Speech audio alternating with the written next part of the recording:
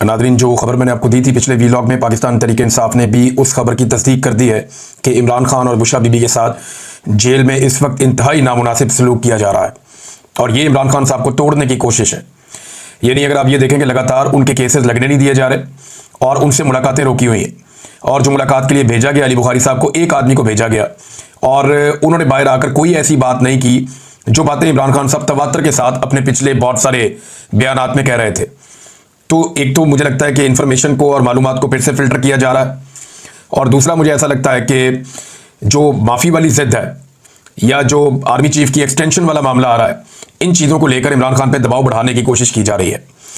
अब मैंने आपको ये बताया था कि जेल में हालात बहुत परेशान कुन है, कुछ और मालूमात भी मेरे तक पहुंचेंगी तो मैं आपको बताऊंगा। तो एक तो बुशरा बीबी साहबा को करंट पड़ा है और वो करंट उन्हें ऐसे लगा कि बारिश की वजह से पानी जो है वो तारों के साथ लीक हो गया, उनके जो बिजली का वो है उसके अंदर आया और वहाँ पानी था और दीवार में सीलिंग थी वो गीली थी, तो वहाँ से उन्हें कोई करंट पड़ा है। एक तो ये मामला हुआ बुशरा बीबी के साथ, क्योंकि याद रखिएगा जेलों के अंदर स्विच अंदर नहीं होते, बाहर होते हैं। बाहर से जो है वो स्विच वगैरह दबाए जाते हैं नॉर्मली। जहाँ मैं रहा हूँ जेलों में, वहाँ तो यही था कि वो बाहर लगाते हैं, स्विच अंदर नहीं लगाते। वो कैदी अपनी मर्जी से ऑन ऑफ नहीं कर सकता और कैदी कहीं खुदकुशी ना कर ले, इसलिए बिजली की चीज़ों को और कनेक्शन को बाहर से लगाते हैं, और जो अंदर लाइट वगैरह होती है वो ऊंची होती है, वो कैदी की पहुंच से बाहर होती है। अब नाजरीन, जो बुशरा बीबी का ये मामला है, दूसरा क्योंकि जो है वो बरसात का मौसम है तो कुछ बरसाती कीड़े वो भी अब सेल्स के अंदर हैं। अब पता नहीं वो डेलिबरेटली छोड़े जा रहे हैं, क्योंकि इस खदशे का इजहार किया गया है कि जानबूझकर ऐसे हालात पैदा किए जा रहे हैं जिससे ये मियाँ बीवी बहुत ज़्यादा तंग आ जाएं। पाकिस्तान का साबिक वज़ीर आज़म और साबिक खातून अव्वल, इनकी ज़िंदगी को इस वक्त अजीरन किया हुआ है अडियाला जेल में पाकिस्तान की एस्टेब्लिशमेंट ने, और वो पूरी कोशिश कर रहे हैं कि किसी तरह ये टूट जाए। अब पाकिस्तान तहरीक इंसाफ ने उसके ऊपर रद्दअमल दिया। वो ये कहते हैं कि पाकिस्तान तहरीक इंसाफ मोहतरमा बुशरा बीबी के साथ रवा रखे जाने वाले गैर इंसानी सलूक और तौहीन अमेज़ सलूक की शदीद तरीन मजम्मत करती है।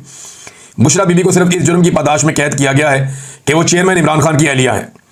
उन पर जेल में जुल्म सितम के ऐसे पहाड़ तोड़े जा रहे हैं जो किसी महज़ब माशरे में नाकाबिले तसव्वुर है। उनके पाँव पर कीड़े काटने के बायस जख्म पर पट्टी बांधी गई है। इनके कमरे के अंदर बिजली के बोर्ड पर बारिश के पानी से शॉर्ट सर्किट हुआ, और जब उन्होंने बटन दबाने के लिए हाथ लगाया, मेरे पास जो इन्फॉर्मेशन आई है शायद वो दीवार में करंट था, तो उन्हें दोबारा 2 बार करंट लग चुका है। उन्हें पीने के लिए साफ पानी मैसर नहीं है। ये इन्फॉर्मेशन मेरे पास भी है कि जब उन्हें पानी दिया जाता है तो पीने के लिए पानी अलग है, लेकिन जो वज़ू करने के लिए या सर धोने के लिए जो दूसरा पानी है वो जो बाल्टी में भर के देते हैं, तो उसमें ऐसी मट्टी होती है कि ये फिर इंतज़ार करते हैं कि मट्टी नीचे बैठ जाए, फिर इस पानी को इस्तेमाल किया जाए। बर्तन में पानी भरते हैं तो पानी इतना गंदा आ रहा है कि उसको वो मट्टी बैठने का इंतज़ार करते हैं, उसके बाद उस पानी को इस्तेमाल करते हैं। वज़ू करने और नहाने पर मजबूर किया जा रहा है गंदे पानी से। कपड़े धोने के लिए भी साफ़ पानी दस्तयाब नहीं है, और बुशरा बीबी ने कपड़े फैमिली को दिए ताकि घर पर धोकर वापस लाए जाएं, लेकिन जेल इंतजामिया ने वो कपड़े बाहर तक नहीं आने दिए। मुलाकातों पर भी पाबंदियां आयद कर दी गई हैं। 2 हफ्ते बाद खान साहब से मुलाकात हुई और फैमिली से 1 माह से जायद अरसे के बाद मुलाकात इस वक्त मुमकिन हो सकी जब बीबी ने भूख हड़ताल की। अब ये जो है वो बुशरा बीबी ने भूख हड़ताल की, उसके बाद उनकी मुलाकात करवाएगी उनकी फैमिली से। मैंने आपको पहले बताया कि सूरत हाल बहुत मुश्किलात पैदा कर दी गई है इमरान खान साहब और उनकी अहलिया के लिए, और लगातार मुश्किलात बढ़ाई जा रही हैं। आज के दिन में दोबारा से अडियाला जेल में इमरान खान साहब से मुलाकात का दिन है, क्योंकि जुमेरात का दिन है। जुमेरात वाले दिन भी मुलाकातें होती हैं, मंगल को और जुमेरात को। और आज 2 मजीद सहाफ़ियों का नाम भी डाला गया मुलाकात की लिस्ट में, जिनमें एक असदुल्ला खान है और दूसरे बशारत राजा साहब हैं। लेकिन पिछले काफ़ी अरसे से कोशिश की जा रही है सहाफ़ियों की जानिब से भी और पाकिस्तान तहरीक इंसाफ के लोगों की जानिब से भी कि अदालती अहकामात के मुताबिक उनकी जेल में इमरान खान साहब से मुलाकात करवाई जाए, लेकिन अदालती अहकामात को पसे पुश्त डालते हुए ना ही इमरान खान साहब की फैमिली की मुलाकात करवाई जाती है और ना ही इमरान खान साहब के जो साथी हैं पॉलिटिकल, उनसे मुलाकात करवाई जाती है, ना ही उनके वकला को इमरान खान साहब से मिलने दिया जा रहा है। ये सूरत हाल नाज़रीन बनी हुई है। और अभी जो लेटेस्ट खबर आई वो ये है कि एक मरतबा फिर जो तोशाखाना 2 वाला केस चल रहा है अडियाला जेल के अंदर, वो दोबारा से उसके अंदर एक तारीख दे दी गई। अब कह दिया गया जी फिर समाअत मुलतवी होगी, अब नई तारीख का ऐलान किया जाएगा। यानी ये केस 11 तारीख को लगना था, समाअत मुलतवी हो गई। 15 तारीख को लगना था, समाअत मुलतवी हो गई। 19 तारीख को लगना था, समाअत मुलतवी हो गई। आज 21 तारीख है, आज फिर केस लगना था, समाअत एक दफा फिर मुलतवी हो गई। तो इमरान खान साहब को आइसोलेट किया जा रहा है, कोशिश की जा रही है उनका कोई स्टेटमेंट बाहर ना आए, वो जो बात करना चाहते हैं वो बात बाहर ना आए। और बात बाहर ना आए ये कौन चाह रहा है? मिलिट्री एस्टेब्लिशमेंट चाह रही है, क्योंकि एस्टेब्लिशमेंट को ये लगता है कि इस वक्त अगर इमरान खान साहब की स्टेटमेंट बाहर आते हैं तो उनका बराह रास्त नुकसान पाकिस्तान के फील्ड मार्शल आसिम मुनीर साहब को होगा। अब पाकिस्तान में जो एस्टेब्लिशमेंट की मकबूलियत है वो तो आपके सामने है, लोग उन्हें रोजाना बुरा भला कह रहे हैं। वो सारी कोशिशें करने के बावजूद, आलमी सतह के ऊपर पूरा हर तरह का कंप्रोमाइज करने के बावजूद, जो कुछ इनके पल्ले था इन्होंने अमेरिका के सामने कंप्रोमाइज किया, आलमी सतह पे कंप्रोमाइज किया, पाकिस्तान के वसाइल तक बेच दिए, हर चीज गिरवी रखने के लिए तैयार हो गए, लेकिन इन्हें मकबूलियत नहीं मिली। क्योंकि पाकिस्तान के अंदर हालात ये हैं, SIFC जैसा सफेद हाथी बनाने के बावजूद आर्मी चीफ ने दावा किया था कि वो 1 साल के अंदर मईशत को बिल्कुल ठीक कर देंगे। उनका काम ही नहीं है, बंदा क्या उनसे शिकवा करे, नहीं उन्हें अलिफ बे नहीं पता मईशत की, तो वो कैसे ठीक कर सकते हैं मईशत को। 1 साल में उन्होंने दावा किया था ठीक कर देंगे, आज 2.5 साल होने को आ गए हैं, मईशत का मजीद बेड़ा गर्क हो गया। आप देखेंगे 45% पाकिस्तानी गुर्बत की लकीर से नीचे चले गए, पहले तो नहीं थे। पाकिस्तान के अंदर जो है वो ब्रेन ड्रेन हो रहा है, जिस रफ्तार से हो रहा है पहले तो नहीं था।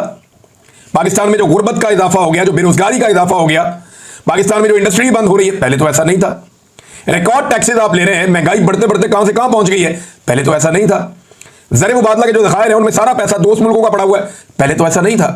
तो ये सारी तबाही गुज़िश्ता चंद सालों में हुई है और इस तबाही की जिम्मेदारी लेने के लिए कोई भी तैयार नहीं है। और अब बचने का एक ही तरीका ढूंढा हुआ है कि जो तनकीद करता है उसका मुंह बंद कर दो। हालात ठीक करने की तो कैपेसिटी है नहीं, नालायक है, नकम्मे है, मोटी खोपड़ी है, तो हालात ठीक तो कर नहीं सकते। जो हालात ठीक कर सकता है या उसकी निशानदेही कर सकता है उसको या तो जेल में डालो या सबकी आवाजें बंद कर दो। अब एक और कहानी दोबारा से रीलॉन्च की गई।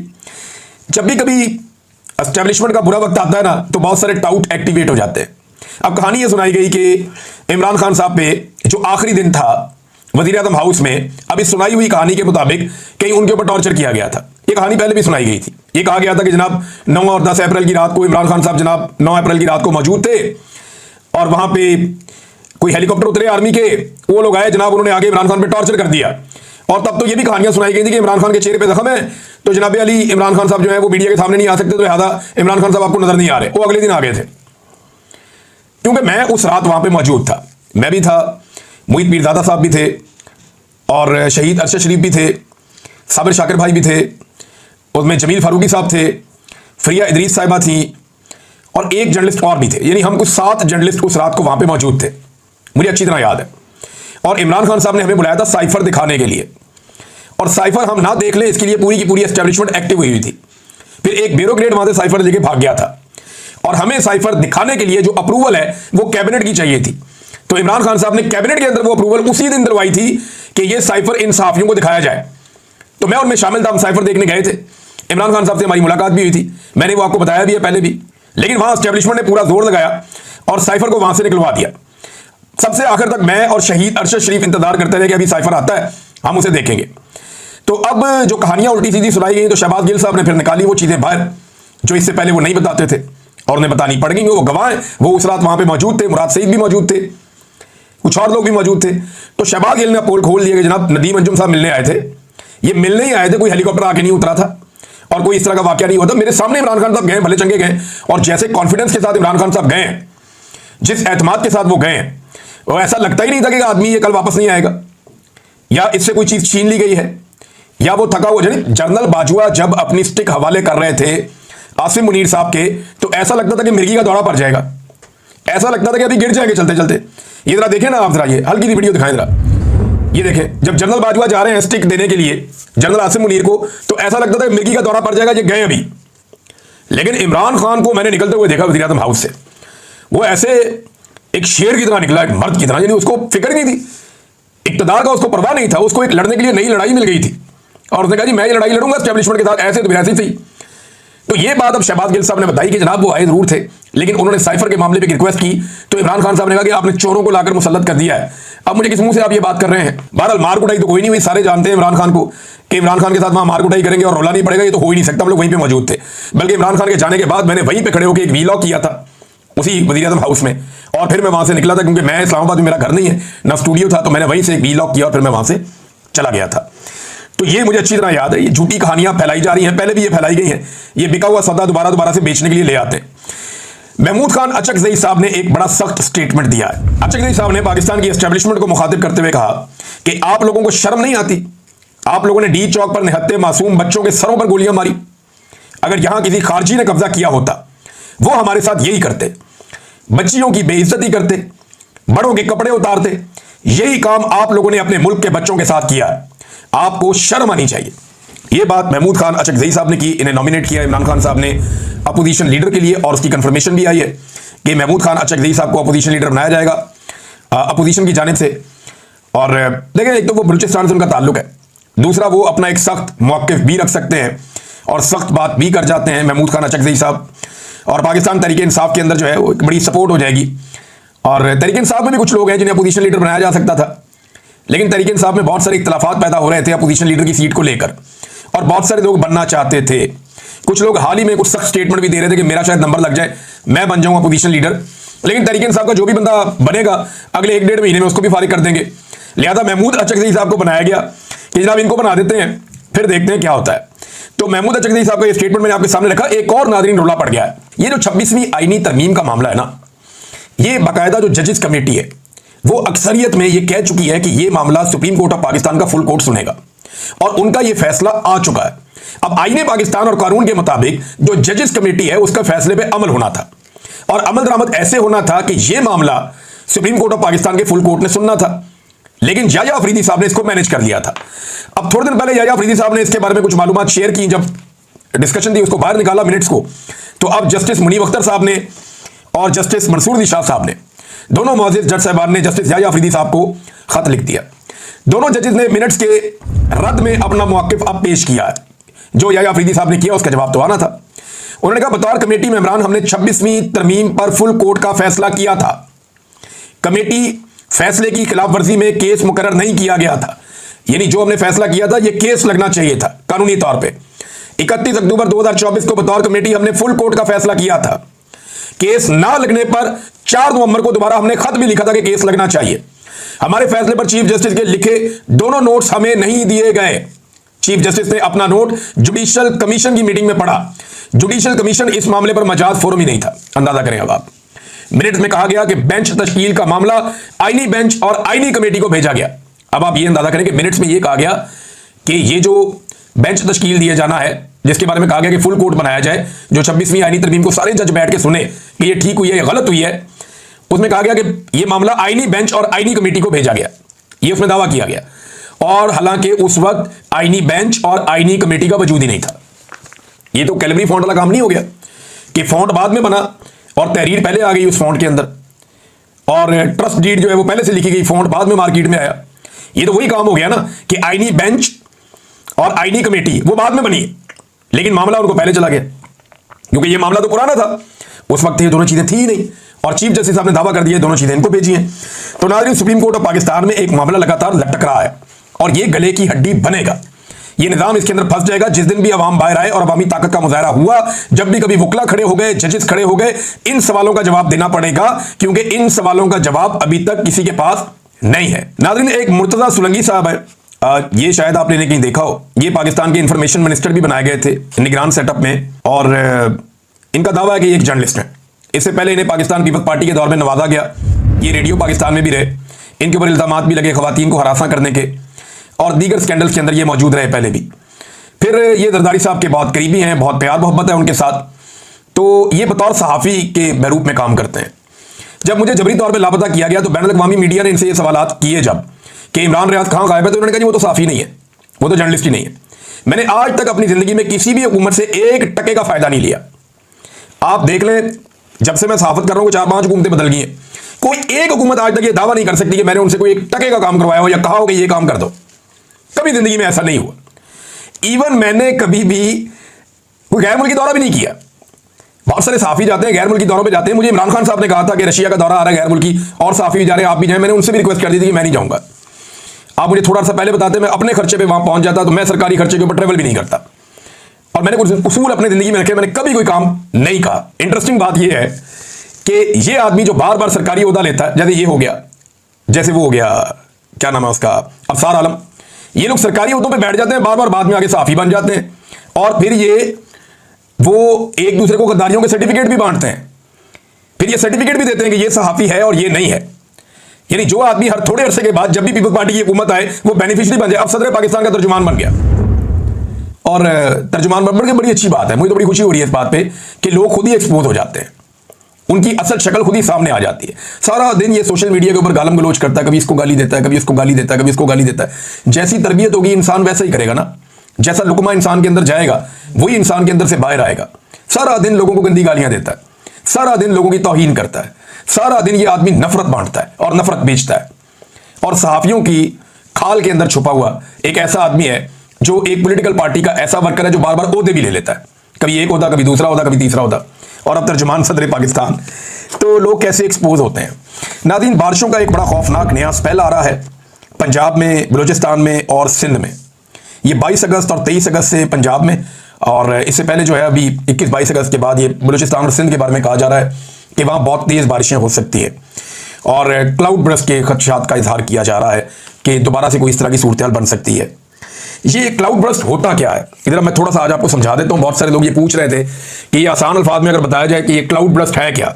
ये ऐसा नहीं है कि बादल फट जाते हैं, इस तरह की चीज़ नहीं है। ये सिर्फ बर्स्ट इसको इसलिए कहते हैं कि एकदम बौछार होती है बहुत ज़्यादा बारिश की। इसकी सादा डेफिनेशन मैं आपको बताता हूँ कि वो बारिश जो कई हफ्तों में होनी होती है, यानी कई बारिशों के अंदर जो पानी आना होता है, वो अगर अचानक चंद मिनटों में या चंद घंटों में आ जाए तो इसे क्लाउड बर्स्ट कहते हैं। मिसाल के तौर पे इसका एक सेट पैटर्न रखा गया है कि अगर 100 मिलीमीटर बारिश, नॉर्मली ये 100 मिलीमीटर बारिश जो है ना वो बहुत लंबे टाइम के बीच में होती है, एक साथ नहीं होती। अगर एक घंटे के अंदर अंदर 20 से 30 स्क्वायर किलोमीटर के रेडियस में, यानी 20 से 30 किलोमीटर का एक रेडियस है, इस इलाके में, एक मखसूस इलाके के अंदर जो एक महदूद है 20 से 30 किलोमीटर का, स्क्वायर किलोमीटर का, इतने इलाके में एक घंटे में अगर 100 मिलीमीटर बारिश हो जाए तो इसे क्लाउड बर्स्ट कहते हैं। और ये होती क्यों है? ये क्लाइमेट चेंज की वजह से होती है। देखिए, समुद्रों और दरियाओं का पानी जो है ना, जब गर्मी बढ़ती है तो आबी बुखारात बनता है। ये पानी जो है ये हवा के अंदर आ जाता है बुखारात बन के, और हवा में नमी पैदा होती है। अब जो हवा गर्म होती है वो गर्मी की वजह से वो ऊपर उठती है। हवा कभी भी सीधी ऊपर नहीं जाती, ये ठंडे इलाके की तरफ जाती है। तो ये पहाड़ी इलाकों की तरफ मूव करती है हवा, लगातार नीचे से गर्मी की वजह से एवेपोरेशन होती रहती है, आबी बुखारात बन के पानी ऊपर आता रहता है हवा में, और ठंडे इलाकों की तरफ बढ़ता जाता है, बढ़ता जाता है, बढ़ता जाता है। अब जितनी गर्मी पंजाब के इलाकों में बढ़ चुकी है, जितनी गर्मी खैबर पख्तूनख्वा के इलाकों में बढ़ चुकी है, समंदर से लेकर दरियाओं तक और झीलों तक हर जगह से जिस तरह आबी बुखारात उठ रहे हैं और बहुत तेजी से हवा के अंदर आबी बुखारात गर्म हवा के साथ ये ठंडे इलाके की तरफ मूव कर रहे हैं। नॉर्मली जब एक सर्टेन लेवल तक ठंडे होते हैं ना, तो उसके बाद एक अमल के जरिए बादल बन जाता है, और वो बादल वक्तन फवक्तन जब ठंडक उसे मिलती है तो वो बरसता है। पहाड़ों पे, मुख्तलिफ इलाकों में जहां उसे ठंडक मिलती है वहां वो बरसता है। लेकिन यहां पे ये हो रहा है कि गर्मी इतनी शदीद बढ़ गई है दरख्तों की कटाई की वजह से, और इतनी ज्यादा गर्मी हो गई है ग्लोबल वार्मिंग की वजह से, या जिसे आप कहते हैं क्लाइमेट चेंज की वजह से। गर्मी पाकिस्तान के रीजन में, इंडिया के रीजन में इवन इतनी ज्यादा बढ़ गई है कि नीचे से बहुत तेजी से आबी बुखारात जा रहे हैं लगातार ठंडे इलाकों की तरफ। और इससे पहले कि वहां जाके जो पहले से मौजूद आबी बुखारात हैं वो ठंडे हो, ये नीचे से और ज्यादा सप्लाई होती है। तो जो सप्लाई है वो इतनी ज्यादा गर्म हवा की बढ़ गई है कि वो जो बादल बनने का प्रोसेस है और बारिश होने का प्रोसेस है वो एक टाइम लिमिट तक के लिए रुक जाता है, और फिर इतने ज्यादा बादल बन जाते हैं, इतने ज्यादा बादल बन जाते हैं उन पहाड़ों की चोटियों के करीब कि फिर वो एकदम पानी बरसता है, और वो है क्लाउड बर्स्ट। ये सिचुएशन गुज़िश्ता चंद सालों से हम देख रहे हैं, और अब ये सिचुएशन बढ़ती चली जा रही है, बढ़ती चली जा रही है। इसके अंदर रास्ते में जो भी आता है पानी उसको बहाकर ले जाता है, यानी वो पानी बारिश का जो कई हफ्तों तक बहना चाहिए था, आहिस्ता आहिस्ता आना चाहिए था, उससे जमीनें सैराब होनी चाहिए थी, उस पानी को जमा किया जा सकता था, वो आपके दरियाओं के अंदर बह सकता था, नहरों में जा सकता था, वो सारा का सारा पानी एक शिद्दत के साथ एकदम आता है, चंद मिनटों के अंदर क्लाउड बर्स्ट होता है। 1-1.5-2 घंटे की सारी कहानी है, और वो पानी बह के निकल जाता है। ना वो पानी किसी काम आता है, बल्कि वो एक तबाही और बर्बादी कर देता है, और उस पानी से आपका जमीनी कटाव हो जाता है, बहुत ज्यादा तबाही हो जाती है, लोगों के घर बह जाते हैं, जो पाकिस्तानियों के साथ इस वक्त हो रहा है। मैं नेक्स्ट वीलॉग में कुछ चीजें आपके सामने रखूंगा कि पाकिस्तानियों को किन चीजों की जरूरत है जहां पे ये बड़ा खौफनाक फ्लड आया हुआ है, और मैंने कुछ सहाफियों से बातचीत की है, वो भी आपके साथ मैं शेयर करूंगा अगले वीलॉग में। क्लाइमेट चेंज एक बड़ा मसला है, और हमें जितने हो सकें दरख्त लगाने चाहिए। क्लाइमेट चेंज से निपटना इस पूरे रीजन का एक बड़ा अहम इशू है, और सबको मिलकर इससे निपटना पड़ेगा।